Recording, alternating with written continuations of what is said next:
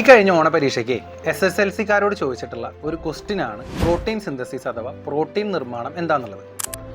Protein synthesis നടക്കുന്നത് പ്രധാനമായിട്ടും രണ്ട് സ്റ്റെപ്പുകളിലാണ്. ഒന്ന് ട്രാൻസ്ക്രിപ്ഷനും വേറൊന്ന് ട്രാൻസ്ലേഷനും.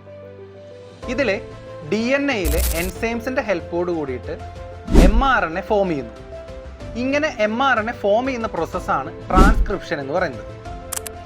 ഇങ്ങനെ ട്രാൻസ്ക്രിപ്ഷനിലൂടെ ഫോം ചെയ്യുന്ന mRNA ന്യൂക്ലിയസിൽ നിന്ന് പുറത്തേക്ക് വന്ന് നേരെ റൈബോസോമിലേക്ക് പോകുന്നു. റൈബോസോമിൽ വെച്ചാണ് എന്ത് നടക്കുന്നത്? പ്രോട്ടീൻ സിന്തസിസ് നടക്കേണ്ടത്. പ്രോട്ടീൻ സിന്തസിസ് നടക്കാനായിട്ട് അവിടെ ഹെൽപ്പ് വേണ്ടത് അമിനോ ആസിഡ്സിൻ്റെയാണ്. അവിടെ അമിനോ ആസിഡ്സിനെ കൊണ്ടുവരിക എന്ന ഡ്യൂട്ടി ഉള്ളത് tRNA അഥവാ ട്രാൻസ്ഫർ RNAക്കാണ്.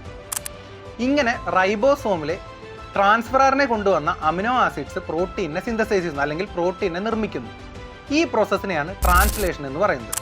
ഇനി നിങ്ങൾ ചെയ്യേണ്ടത് റൈബോസോമിൽ കാണപ്പെടുന്ന rRNA, അതായത് റൈബോസോമൽ RNA-യുടെ ഫംഗ്ഷൻ എന്താണെന്നുള്ളത് ജസ്റ്റ് ഒന്ന് കമൻറ്റ് ചെയ്യുക.